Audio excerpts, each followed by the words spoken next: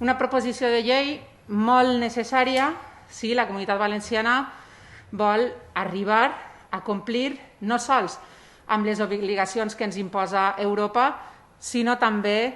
amb les expectatives que la ciutadania valenciana i del món sencer té respecte a la classe política, i és que hem d'actuar ja per a tractar de pal·liar els problemes gravíssims que la nostra actuació té en el medi ambient. Junt amb la transició agrària i la transició energètica, que són molt necessàries, el tercer pilar és el de l'economia circular, que ve a demanar al sector industrial i a tot el sistema productiu un canvi necessari per a transformar tots aquests materials que avui en dia són residus, transformar-los en recursos per a que no es perden i que no suposen aquest dany a la natura.